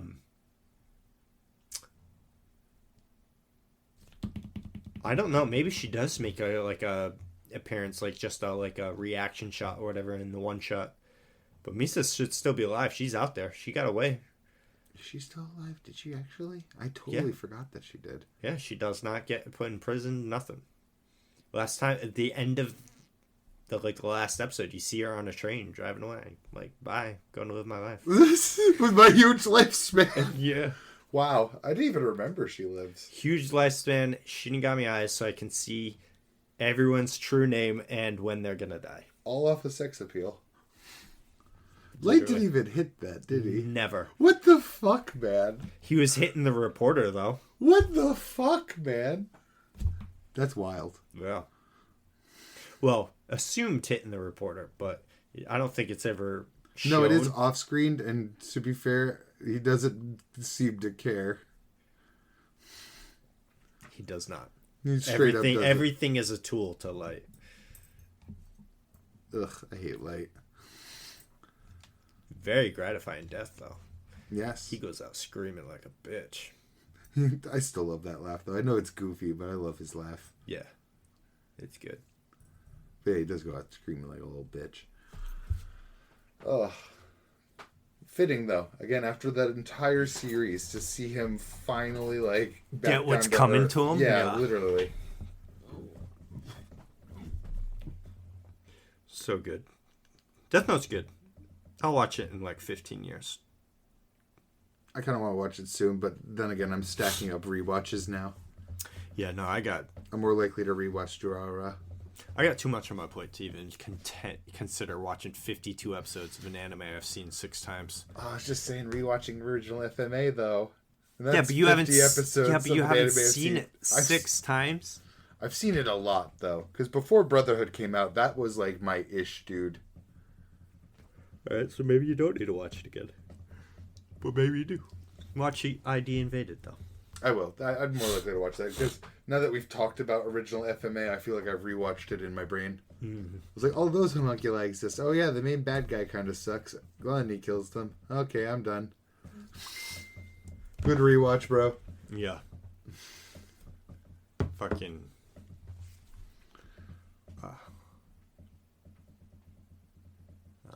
And then, I was fucking on YouTube Shorts, right? Oh. This weekend. Let's see if I can find it. Oh, no. Not the short. Okay, good. The name. Let's see. Check my searches here. So I don't really search stuff on YouTube, but... Okay, what I do?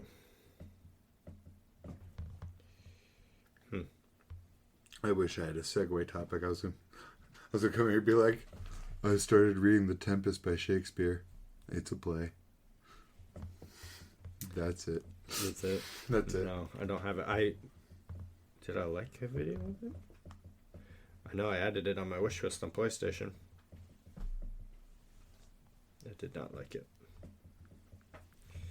I found a new game that came out like 3 days ago that's basically just like Skyrim and Oblivion. I was like, it's all like Arthurian legend based. And it's more like Dark Souls kind of like aesthetic, like the whole like darker demon stuff. Yeah. That it like Skyrim's dark, but not like Dark Souls dark. You know what I mean? Yeah. It looks no, pretty it's good. it's not even close. It's more like regular fantasy versus Dark Souls. Yeah. And this leans more towards that, but you look at it and like the play style looks it's very Skyrim inspired. And I was like, this looks pretty good. And it's like $50. It's cheaper. 44 actually, I think $45. And I was like, it's cool, but I can't download anything on my system right now. I need to get rid of the 119 gigs that is Oblivion. Wait, what the fuck? Is it really that fucking big? It's 119 gigs, yeah. How did they make Oblivion bigger than Skyrim? I don't know. Bethesda. Yeah. But there's also so much more shit. All I have really to do for the platinum is the story, the main scenario quests. Yeah. And I'll get the platinum. But it's like, I'm sitting there and I'm like, I really want to do the fucking Share Garras DLC.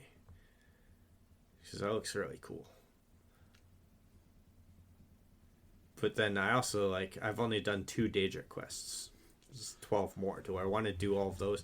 There's a lot of stuff to do in Oblivion. There's a lot. And I've done a lot. But you, at the same time, your tone is saying, I'm almost done with this. Yeah, I'm starting to get a little burnout from Oblivion. Because it's like, it's that same problem that Skyrim has with its leveling system. You max out your main stuff. My merch is maxed out. My merchantine. Like speechcraft. Weird. Marksmanship's maxed out. Light armor is at like 96. I'm surprised yet. My blade is at like 85. You're doing too much selling, bro. Well, that's what I think. I just feel like I pick up more shit, but it's way easier to level. Like, I'll go to a merchant and I'll sell all my stuff and I'll gain like 3 levels, 4 levels in merchantine. And I'm like, speechcraft is so hard to level in Skyrim. It really is, though. It's so annoyingly hard. But yeah, so I'm at the end, the higher levels. I'm level 26 right now. You know what I mean? So like, I'm like fucking around with other things now at this point. I'm like, ooh, it's just start throwing fireballs at people, even though I'm not spec'd at all. You hit the Spider-Man effect, where you're like on your merry way, and you're not even getting sidetracked by side quests. You're just like terrorizing. Yeah. So I'm gonna do the story and delete. It'll be in my library, but I need the space. Kingdom Come has an update that can't update because of it. Monster Hunter had an update today, and that updated though. Content? Yeah, well, kind of. I had a lot of fun today in Monster Hunter because they dropped their first collab with Street Fighter. Yeah. So you get that like 1-piece armor set where it's you equipped it and it's a full set. You can't do things, and you're Akuma from Street Fighter. You're just Akuma, and you can run around and hunt things. But this time they added things on the siding, so you can have slinger ammo that's infinite. That's a Hadouken. That's fucking awesome. And you can charge it, so it does a little bit more damage. The more awesome one, I took a video of it. I'll just show you. I'm not even gonna say anything. I'm just gonna show you. I'm beating up a barrel. Make sure my volume's down. I do miss Monster Hunter. Okay. Notice my weapon is sheathed. Yeah, what the fuck? So they accidentally took my weapon out there. But yeah, so you can press a button, the square for your item, and it allows you to do a combo of triangle or circle or whatever while you're right in front of them. I'm calling it right now. The next Monster Hunter game will have some sort of fisted weapon for blunt weapons. I killed the DLC monster with just that. Really? I did. That's fucking awesome. And you know his Akuma's finisher? Hasasu or whatever it is? Yeah. You can do that. That's fucking awesome. Because you just show up like behind the monster or like next to it after at the end? I saved I'll show you. I saved a video of it upstairs. So you have to, the wound system? Yes. It's an item activation. So you got to scroll to it or put it on your radial wheel. And you use that, and if you hit the wound, or it's the displacement attack, so you use it right as an attack's about to hit you. Like a parry-ish. Yeah. And he'll do that. It literally plays... The screen goes all gray, and he goes like this, and then it shows him fucking hitting the monster a whole bunch of fucking times in different shots. And then it ends with the fucking the symbol comes up and everything. The kanji on his back. Oh, it makes me want to play Street Fighter again. I have one of them for Xbox, I think. But it's the combos, man. They're so hard. That's one of the few ones that you should play with me because I have like no life experience in Street Fighter. I've played little. You might analog stuff, man. Trying to do Z's and stuff with an analog or half rotations. I got so good at them for a while too because of the friggin' Naruto fighting games. No, it wasn't the Naruto ones that had the Z's hitting me. I forgot what made me good at them. No, it could have been Mortal Kombat either. No, Mortal Kombat doesn't do analog Z's. They do. And Tekken doesn't either. I don't know when I got good at them. Because, Naruto did the tilts. Marvel which are versus worse. Capcom, maybe? Where all the Street Fighter characters are. I'm sorry. No, it's for those moments you do be better than me. Like, it's definitely from that. And now memories make me sad. We're moving on. Marvel vs. Capcom 2 is the friggin' best. 3. Yes, 3's where I learned it, but sorry, I thought back to 2. An ex hunted down a copy of it for me and bought me it once. That's the exact copy we were playing in your living room, actually. Funny enough. I still have one Marvel vs. Capcom 3, I assume. I still have that one. And yes. I still have one of the Street Fighters for Xbox 360. Because 3's the one we all really got on together. Like, because that came out around the time. I was already a fan, so I got 3 right away. I was so sad because I got so good at playing Nero in that Dante in that game, and then I decided to play with like some of my other friends, and I just realized I just wasn't good at Dante. Oh, I thought I was against practice bots, and I was getting the combos down, but then I fought other people, and I was like, oh no, that's good at Dante. Well, especially with Dante, just as a concept, that's all branching combos and stuff. Was it original Dante or DMC Dante? Do you remember? Oh, OG one. It's not the It was Black OG? Kid one. Okay. Yeah. I mean, unless maybe one of the newer I think Marvel vs. Capcoms are, but yes, either way, still, it's all about like super branching combos for him. So like, see, that's my thing though, because like I say, it makes me want to play Street Fighter, and I have Street Fighter, so I could play it. But I'll play a fighting game. Like fighting games don't hold my interest. It's hard these days for them to hold my interest, and like the competitive market for games is so vast. It's like, how am I gonna know life this one game, and usually just one character, because it's way harder to specialize in multiple in a fighting game. Well, as soon as I unlock all the characters, I lose all interest in the game. Usually the same. So whatever last character I get, I'll play a couple matches with them, and then I'm like all set. That's the Sparking Zero. As soon as I got everybody, I played for like 2 more days, and my playtime fell right off. Same, except for Tekken. I have such a rich history playing Tekken competitive. I was playing Tekken online against people on the PSP. It was Tekken Dark Tournament. It was one of the tag tournament ones, and I was beating ass in that. You know what they need to make another of that I would play? Fucking Soul Calibur. A, yes. That was probably my favorite fighting game. B, I also played online on the newest Tekken for a very specific reason. I had heard that there was a bot that spammed one button with Eddie Gordo and made it so far up the goddamn ladder. So I was like, wait a minute. I used to play Eddie Gordo in every game. Let me start playing competitive and comp in Tekken. So I tried it. God, it was so fucking brutal. It literally just his X combo. It's literally the X button. Just hitting that is the most ridiculous mix-ups of highs and lows. And the funniest thing is, being someone that can actually play Eddie also, you'd run into the occasional person that knows just how to block it.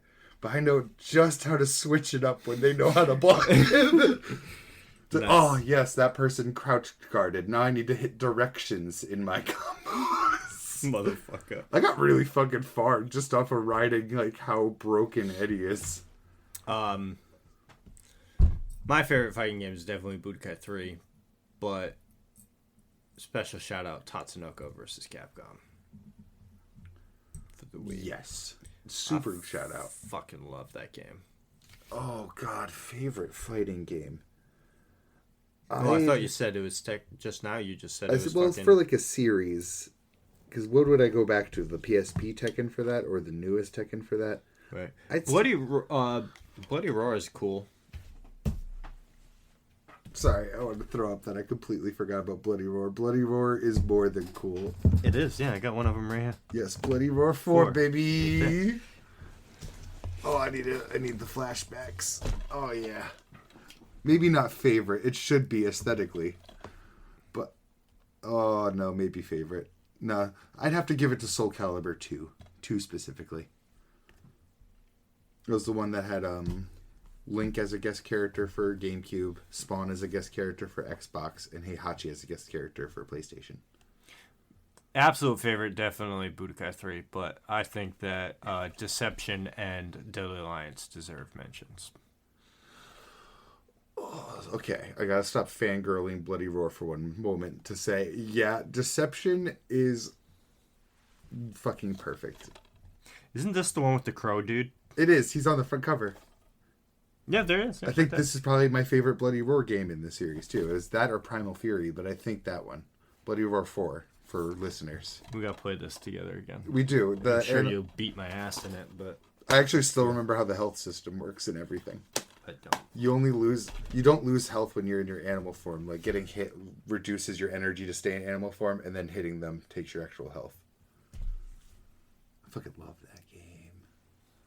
Oh, God. So, I saw a short the other day, or a reel, or fucking Facebook reel, whatever it is, and I sent it to my wife, and I think it's a good idea that we're going to implement on my son's birthday this year, which is in November. The short was saying how they give their child games at the time and the frequency at which they got it when they were kids. So he's my kid's coming on 6 soon, and he's getting a Game Boy Color. That's actually a really good idea, honestly. So I was saying that to my wife, and she was like, oh, that's a good idea. She wants to give him a Game Boy or something like that, but we don't have one. And I ain't trying to buy one. But what I think I am going to do is give him a PlayStation 2. Because a lot of these games, I mean, a lot of them he can't, I don't really want to give him, he's too young for Mortal Kombat. Yeah, he's not too young for Lord of the Rings. Yeah, and he likes Lord of the Rings, and I'm sure there's a difficulty settings that I can put on it. Hopefully. But, Samurai was not easy. No, it's definitely not. Samurai Warriors and Dynasty Warriors. I was looking at Dynasty Warriors 4, yeah. You know, if I fucking just put him in a match with the over-leveled characters on my save data. Tony Hawk. Yeah, just run around on a skateboard. He'll probably, or Need for Speed, driving cars. And I have other PlayStation games. These are just the ones I'm mostly interested in. Yeah. For us, but there's other games I have upstairs. And then when he gets older, I can give him the PS3. I have a whole bunch of PS3 games. And then my only concern is I told my wife, but she had a good counter. Because right now he plays the Switch a little bit. He plays a Pokemon game and the 2 newest Zelda games. The chibi ones. Yeah. The one where you play as Zelda and then one where you play as Link to the Past. And Link's Awakening. Yeah. Where it looks kind of like a toy box, kind of like Yeah, he's beaten I could say he's beaten that game because he's beaten every boss multiple times. Oh shit! Yeah. Wow. By himself. Yeah, he's ready for like PlayStation 2 games. Yeah. Until he wipes out for the billionth time in Tony Hawk. Yeah, but my wife doesn't allow him to change discs. Good. So, because that was one of my concerns. I was like, I don't want him scratching up discs, I'd be more concerned with him. Some of these games would be trying to replace. Yes, I'd be more worried about him slapping in a disc you don't want. Well, yeah, I mean, we would keep these locked up like you would liquor. I would bring a few that he could play and be like, hey, you can play any one of these games, but if you want to switch games, you got to talk to us first. What you could do, when he's ready, get him to play the Yu Yu Hakusho game so that I'll get him to watch Yu Yu Hakusho. I need him to get back on watching DBZ instead of fucking Super Kitties. Yeah, I won't lie, that was a little bit torturous. Right? Yeah. He's obsessed with it, dude. That's all he wants to watch right now, and I'm just like, please kill me. You're coming on 6, bro. So I was trying to think of an anime that would make for a good crossover off of that. I failed. Or just any cartoon. I mean, he's seen all of Avatar, I was saying, like, for your sake. Oh, yeah, right. I mean, he could watch all of Avatar again if you want. So, but, you'll find something. Yeah, like I said, I got a bunch of other games he could play upstairs. I have an Avatar game for the PS2. So it's probably garbage, but he won't know. Yeah, he won't know all the wiser. Oh, sorry, it brought me back to the horrible Teen Titans not fighting game, it was just a Teen Titans game. Yeah, and when he gets a little bit older and a little better at video games, I can make him suffer and play Freedom Unite. Or teach him magic. God forbid. I know, right? It'd be cool to play Magic with him, but I want to do that to him. Yeah, and that one, and also yourself when it takes, like, God, 3 straight years of dedicated time to teach. I know, right? It's a fucking hard game to teach people. I know I've done it before, but my God, it's hard. To me, you taught me how to play Magic. And then, I'll elevate him up to the 3DS, and he can play, Monster Hunter 3 Ultimate and 4 Ultimate and Generations, and Pokemon. Yeah. And then he can play World and Wilds and Rise. Just try your best to do the same thing with Pokemon. Don't let him play the newest Pokemon games first. Let him play some of the old. Well, he already has. Damn. He played. Doesn't really know what he's doing, to be honest with you. That's fair. And I don't know which one he's playing because probably I haven't caught up with Pokemon since X and Y. Probably Brilliant Diamond or whatever the Pearl version's called. He likes the ones with the Dynamax in it. Ooh. Sword and Shield, I believe. I don't know. My wife hasn't. My wife's excited for the new Pokemon game, but I'm not. I'm just like, whatever. There's another coming already. I'm also whatever. I mean, Pokemon is quite probably the most foundational series of my entire life, both video game and show. But I'm still just like burnt out on actually consuming any of it. It's been the same for the past 15 years. Like I've said before, if those experimental writers were in the writing room actually getting like lore and plot made, it'd be a different story instead of rehashing the same dialogue like every game. I think that Nintendo is probably going to start falling. Oh, though the price thing will absolutely start that fall. Well, I think people are going to get tired of the same Mario Kart being the same game the last 10 games. No, that one they won't care. If there's anything that's going to be like But everything Nintendo puts out, other than like Zelda and Mainline Mario games. Like, Odyssey did well. well, what I mean is they're all the same thing. You know what I mean? All their big games are the same game. Is the same game it was 3 games ago, just slightly better graphics. I'd argue not Zelda, but pretty much. Well, yeah, that's what I mean. Okay, yeah. Other than Okay, Zelda's not. Zelda. Okay. Whew. But it still falls into holding. Because I don't for count Zelda Breath also. of the Wild and Breath of the Wild 2. I don't know what it's called. Tears of the Kingdom. Tears of the Kingdom. Yeah, they're the same-ish game because it's a sequel to it. Yeah, at least just Zelda. like Wild is a sequel to World, basically. The good thing with Zelda, at least, is like each generation they only put out like 2 games, so there's these really remarkable difference between like each pair of games. Mm-hmm. Between Ocarina of Time, Majora's Mask for 64, Twilight Princess, Skyward Sword for Wii. I think skip Wii U, Breath of the Wild, Tears of the Kingdom. Oh, Wind Waker's in there somewhere too. GameCube, yes. I skipped over that one because I was not a fan. Not even because of the art style, just because like all of the games I just listed, I sucked so hard at it. Yeah, I don't know. I'm excited to see, I hope Nintendo can pull themselves out of it. but they got to do something. It's like They got to revive like their game 8 system franchises. sucks. Like, I don't understand why people want it's got to be scalpers, right? For what? That sold out with the fucking Switch in an hour. No, I mean the reason the Switch is popular is because you can play it and still have TV on. True. And it's popular in Japan because Japan consoles don't sell well, handhelds do, and because they're on the move all the time, yeah.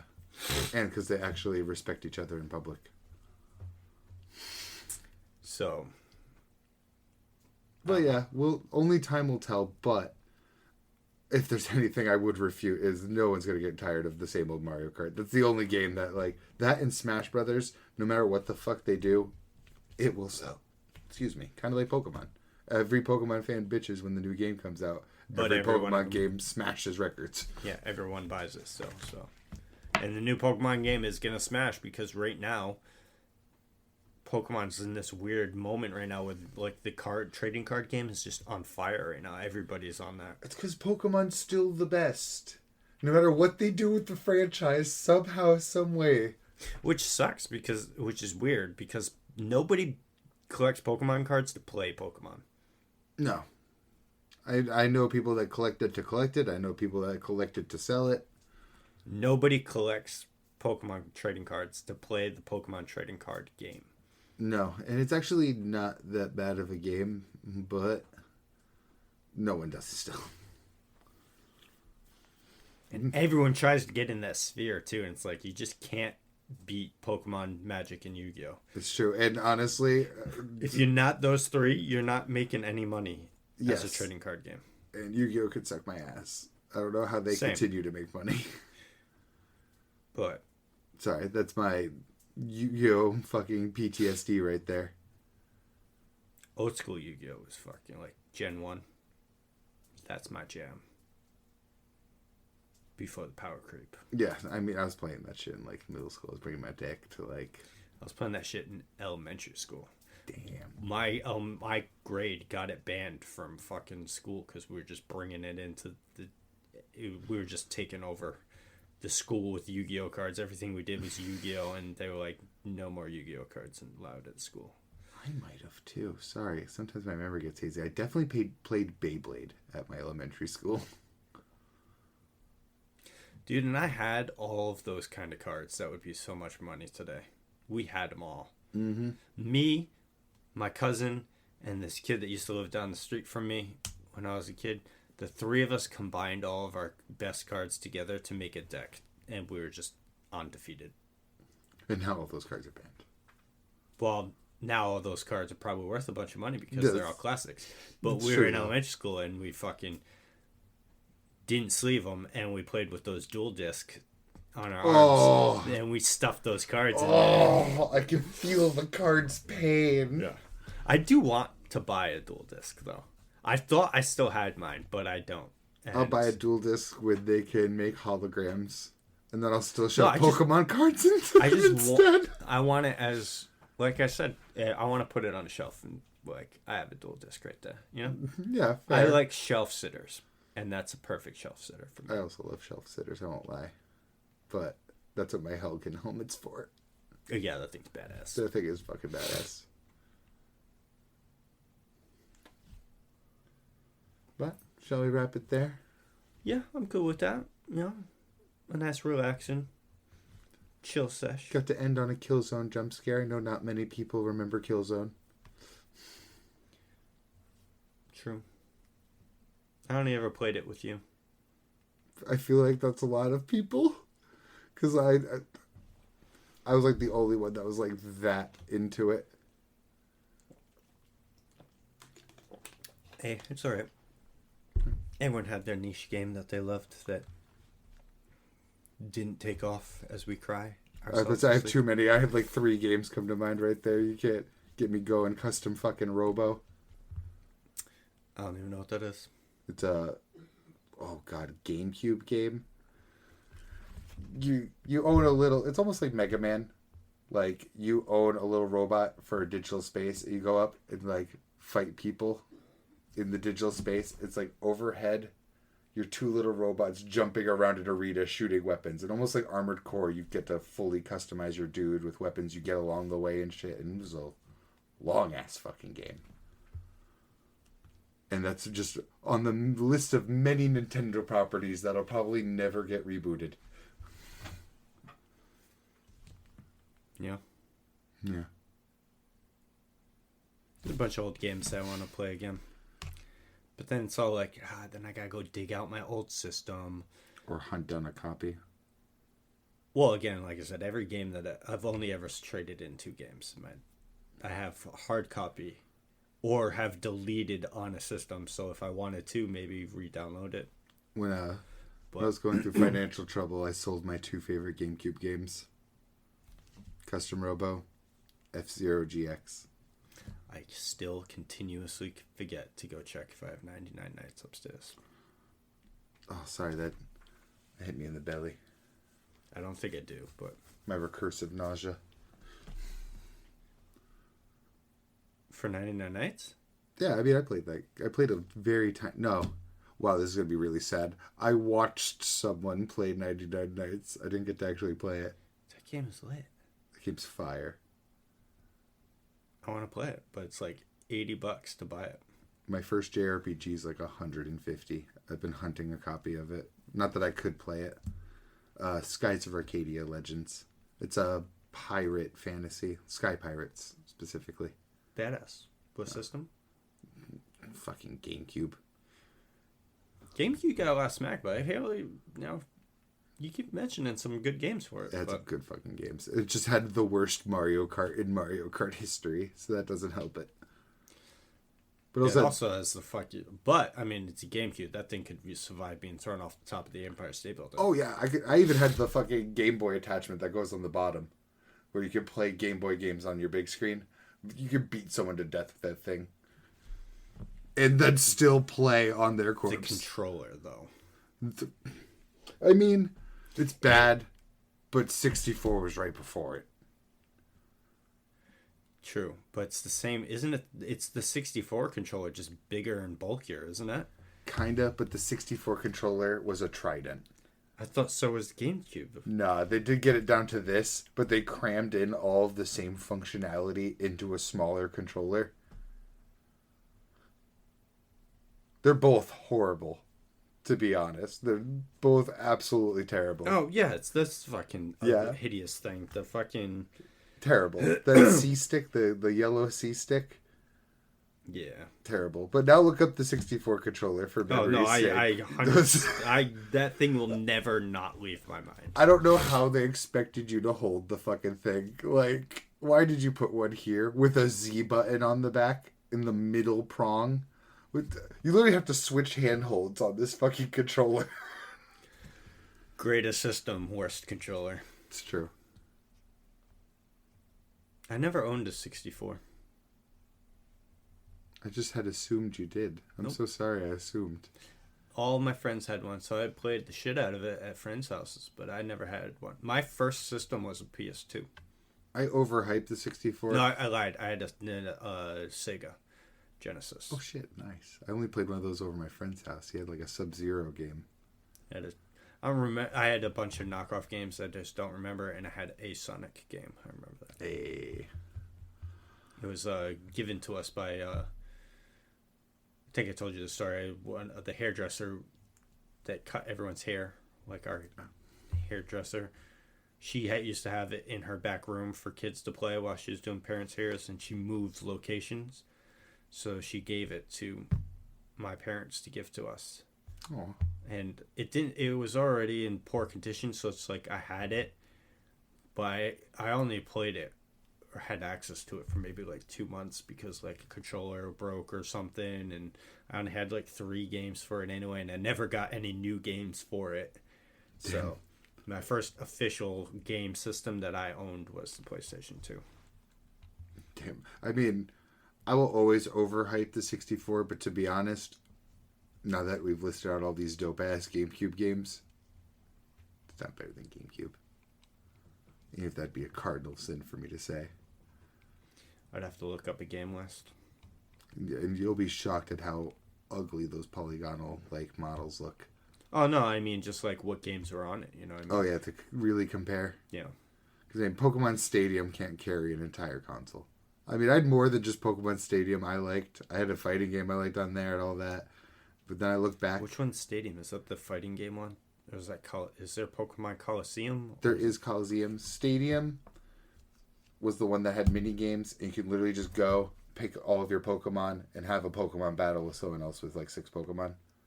Stadium 2 is just that, but with Silver and Gold's Pokemon list added. Mm-hmm. Coliseum was the first console-like Pokemon game that actually had like a story and free movement. So you're actually running around catching Pokemon just like you would. Well, because there was one that was just a straight up fighting game. I remember that had Mewtwo in it. Pokken. Kinda. Because again, the old Stadium games feel like fighting games, but not really. Because they're just Pokemon battles. They're still turn-based. But Pokken was just like a straight up fighting game. God, I hate that they called it that though. Why did you have to fuse Tekken's name into it for no goddamn reason? Pokken's fun. I do miss, dude. I miss these style graphics though, I'm not gonna lie. Me too. They had a lot of charm. So did the old sprites for Pokemon. They had a lot of charm too. You know what I mean? It's just nostalgic. That's all it is, really.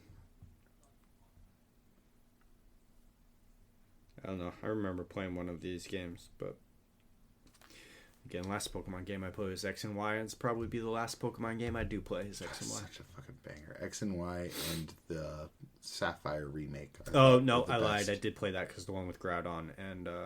Kyogre. Yeah, I played that one too. The one with Groudon. That'll probably be the last one I love. Because I did play Sun and Moon after, and it was good. But Alpha Sapphire... And I mean, it was a slam dunk. Sapphire was already my favorite Pokemon game, so for them to remake it and remake it really well, and then add a bunch of legendaries into it too, it was a guarantee, but it hit. X and Y and Alpha Sapphire, goated. Yep. But I think it's a good place to end it. Absolutely. And we'll catch you guys next week. With, New Dukes of Wisdom. Dukes of Wisdom 108. Take care. Peace. Go play some nostalgic video games, you know? Think of us. Tell us what games you play. Fuck yeah. Take care.